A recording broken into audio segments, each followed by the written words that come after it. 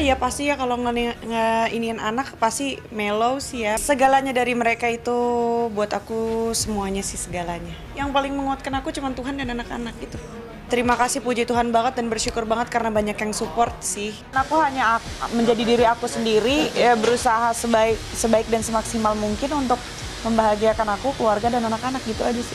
Ya orang semua bilang aku kuat, tegar, apa enggak, aku enggak seperti itu juga. Aku rapuh juga di dalamnya, pasti yang paling menguatkan buat aku adalah Tuhan dan anak-anak.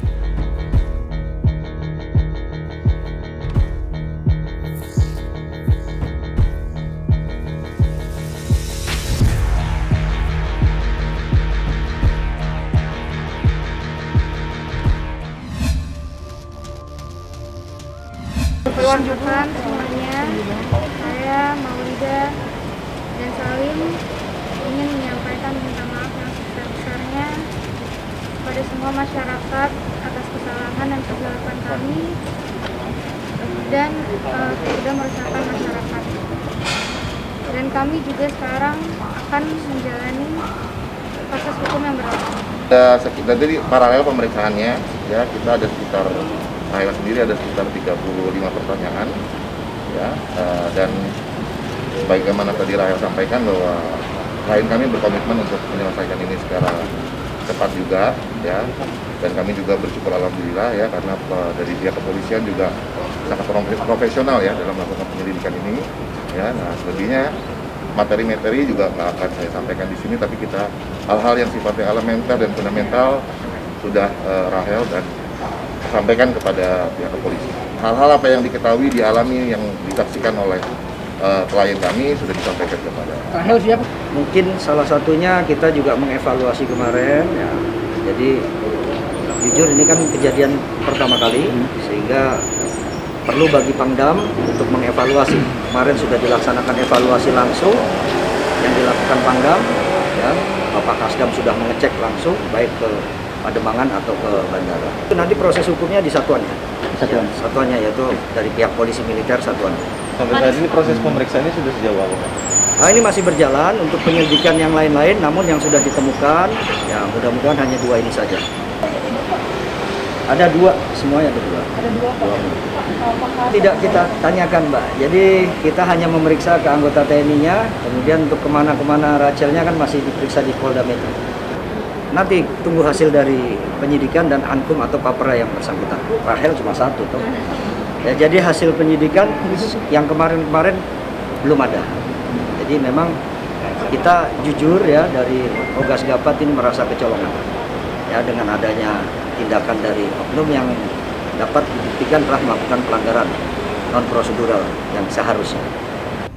Hari ini kita jadwalkan untuk mengundang saudari RV bersama 2 rekannya, SS dan satu lagi siapa? Maulida. Ya, M. Untuk kita jadwalkan undangan klarifikasi hari ini. Ya. Saudari RV pukul 14.00 tadi baru sampai ke Polda Metro Jaya. Yang bersangkutan sementara sekarang diambil keterangannya. Ya. Lagi diambil keterangannya, jadi kita belum bisa menyampaikan apa kelanjutannya, apa ada hasil dari apa hasil pemeriksaan.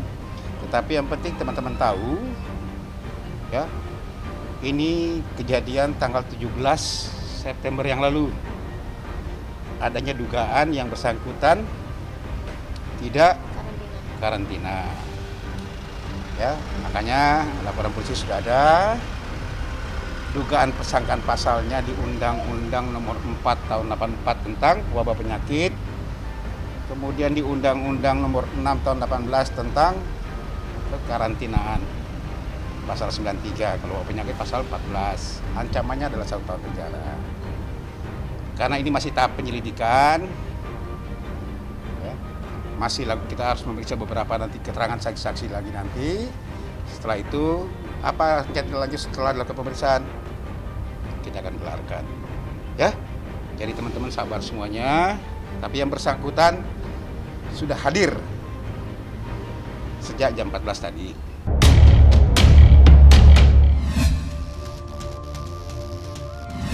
Wow, karena mungkin sebelumnya mungkin aku udah give up gitu, udah deh nggak bisa percaya cinta gitu. Tapi Tuhan itu baik, dan Tuhan memberikan aku kepercayaan kembali, memberikan aku bahwa kasih itu nggak ada batasnya gitu. Wow, luar biasa sekali. Tadi saya lihat Vincent terharu banget ya. You're very touched ya. I'm very touched. Mungkin nanti teman-teman media juga bisa lihat seluruh dokumentasi. Tadi saat prosesi masuk, Jessica masuk, Vincent sangat terharu, terus sempat nangis. I saw that. Sempet. Nanti bisa dilihat. Ya, benar. Ya, bisa dilihat di dokumentasi semua. Kembali lagi dokumentasi ada di blog Bright Story atau juga di Instagram @thebrightstory. Berarti satu visi satu misi, termasuk akan punya anak lagi untuk adik-adiknya El, begitu ya. Wow, oke, kita akan menantikan itu. Yes, terus kemarin tuh aku sempat lihat, and also dan mungkin juga teman-teman media sempat pernah melihat foto-foto pre-wedding. Wah, foto-fotonya bagus-bagus banget. Terima kasih. Itu boleh gak diceritain konsepnya? Konsepnya dari mana? Apa yang menjadi inspirasi? Itu kan adalah busana tradisional Bali ya. Kemudian mungkin ada pengalaman seru yang bisa diceritain selama masa foto session itu? Siapa mau duluan? Jadi konten dan konsepnya buat foto pre-wedding yang pakai adat Bali itu, it's because Vincent sendiri kan tinggal di Bali. Kemudian aku tuh udah, how could you say, udah menyatu dengan budayanya, and it's just the wonderfulness of another religion, you know. There's nggak ada religion yang nggak benar atau yang gimana nggak ada. Cuman the way they pray, the way the offering is, it really struck me. And I mean, I've been living in Bali for berapa tahun, udah cukup lama ya, udah beberapa tahun ini. Jadi I thought kita pre-wednya di Bali, kita sekarang juga tinggal di Bali, why not? You know, it's a blessing back to Bali for having us and welcoming us. Kayak gitu sih sebenarnya. Part dari komunitas juga ya? Also, yeah. So, Just langsung setuju aja? Ya, setuju karena kita cinta sama budaya Bali. Aku juga mengalami banyak sekali miracle di Bali. Jadi aku waktu sampai Bali itu aku lagi sakit. Terus penyembuhan aku di Bali, sekarang aku bersyukur udah nggak minum obat lagi. Terus juga di Bali aku ngerasa lebih dekat dengan Tuhanku. Dan di Bali aku ketemu pasangan seumur hidupku. Waduh, Bali jadi tempat yang super spesial buat kalian berdua. Iya. Oke, kita lanjut ngomongin pernikahan hari ini ya. Punya visi yang berbedakah atau masing-masing sama gitu punya visi untuk konsep pernikahan, weddingnya tuh mau seperti apa? Itu dari awal udah sama atau enggak atau berbeda? Kalau berbeda, gimana cara mencocokkan visi yang berbeda ini? Aku? Oke. Kalau mengenai konsep pernikahan sendiri sih dari awal kita udah memiliki kesamaan. Kita pengen melihat situasi juga pandemik saat ini.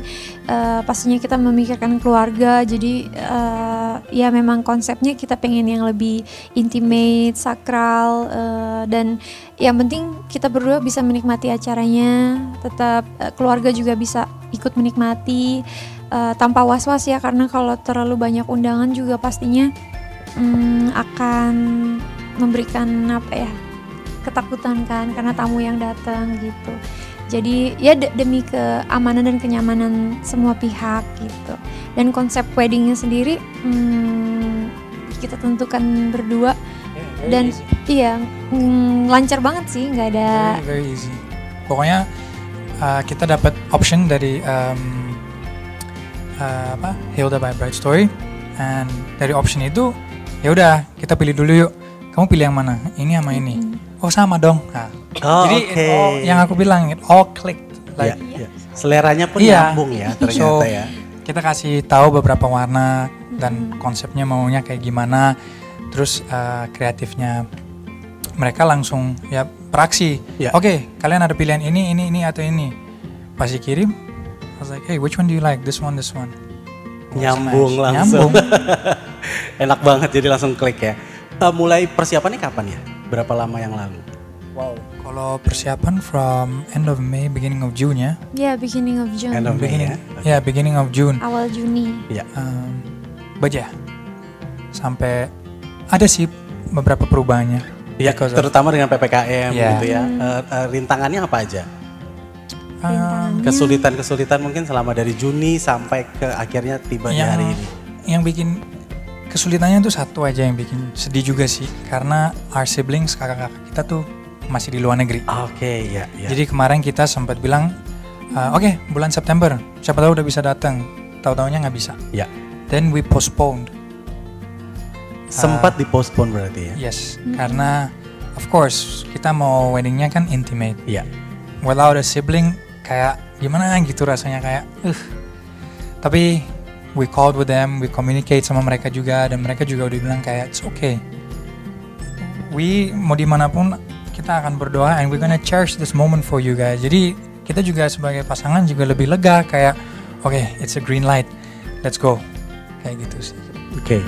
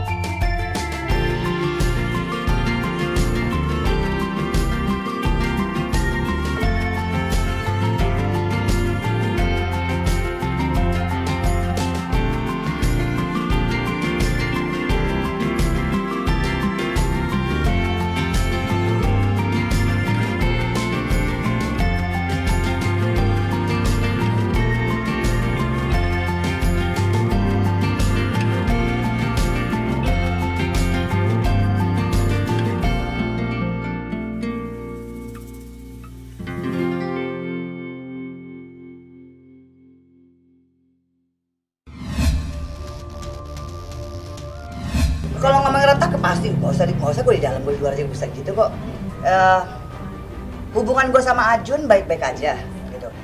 Memang ini dari gue nya ya, bukan dari Ajun ya. Dari gue nya, gue sekarang lagi minta waktu sama Ajun dan juga anak-anak gue dan keluarga gue. Itu gue punya satu sikap sekarang ini yang bisa dikatakan apa sih namanya, so protective banget sama diri gue. Karena selama 6 bulan kemarin itu gue belajar untuk protect myself, to survive, untuk bisa menghadapi semua sendiri kan.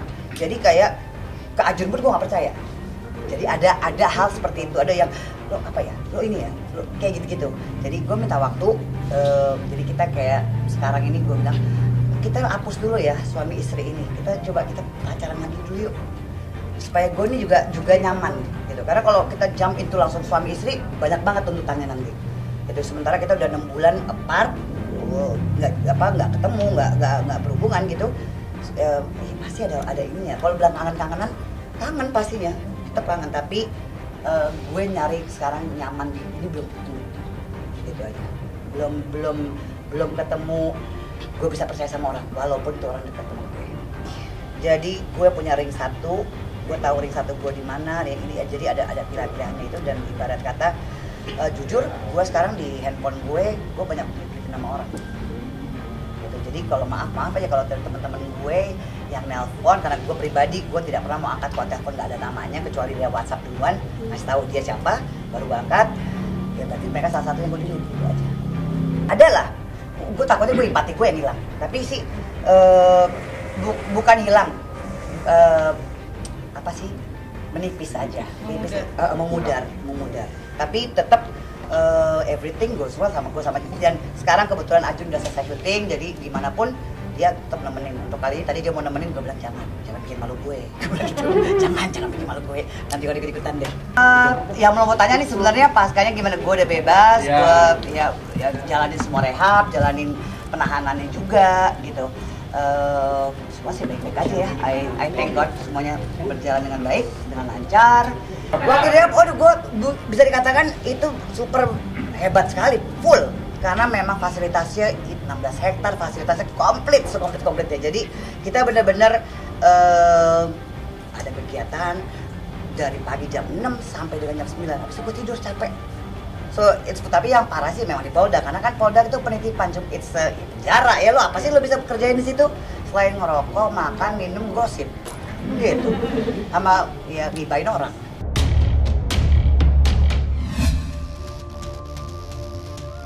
Hari ini mau ada perdamaian antara Ijong dan Dana, bisa dijelaskan? Baik, berkaitan dengan perkara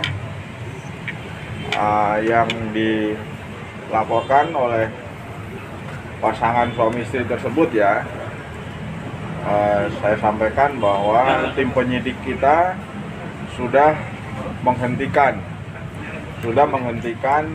perkaranya dan terhadap para pihak yang terlibat maupun yang berperkara sudah menempuh upaya mediasi.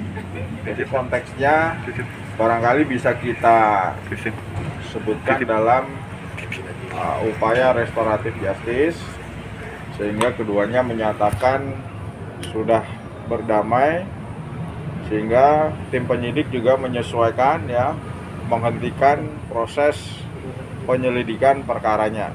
Saya kira demikian. Alasannya apa Pak dari kedua belah pihak? Begini, secara formil yang kita tangani ada 2 perkara ya dari kedua pasangan tersebut. Jadi sifatnya ini ada 2 perkara yang boleh dikatakan posisinya adalah saling melaporkan. Nah tentunya penyidik melakukan langkah-langkah sesuai dengan mekanisme dan berjalan secara berimbang ya.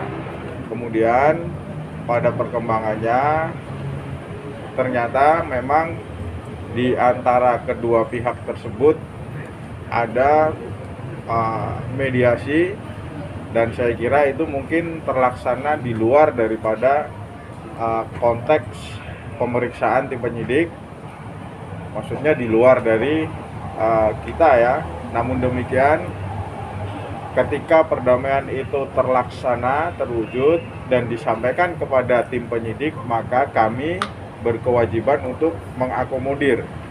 Tim penyidik berkewajiban untuk mengakomodir sehingga perkaranya kita hentikan.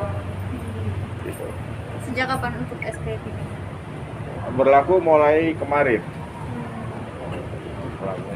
Hari ini memang tidak dihadirkan keduanya, dan Jonathan dan kami tim penyidik tidak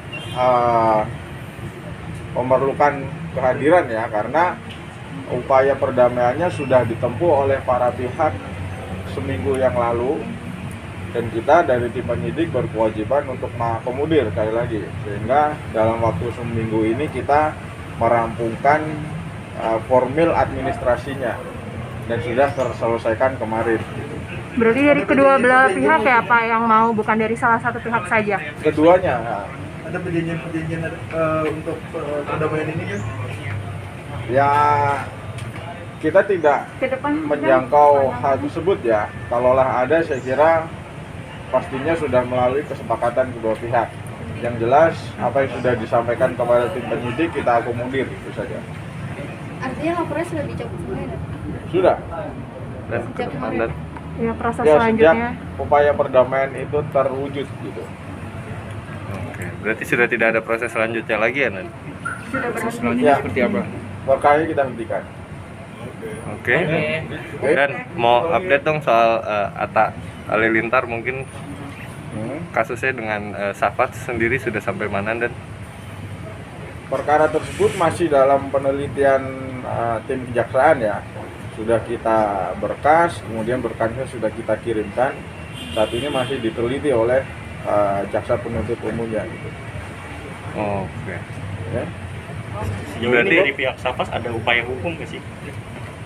Belum ada sih sampai sekarang ya. Berarti masih tahap 1 ya, Nan? Iya. Oke, cukup. Dan berarti Atta semalam ketemu dengan Kapolres, mungkin keperluannya apa mungkin, dan koordinasi kah? Enggak. Orangnya yang update gitu, dan yang update dari IG juga. Mungkin yang dulu kali. Semalam Pak Kapolres sudah di kantor dengan saya tuh. Yang dulu kali itu. Oke. Dulu sebelum peristiwa ini masih ya. Oh, oke. Siap. Oke. Oke.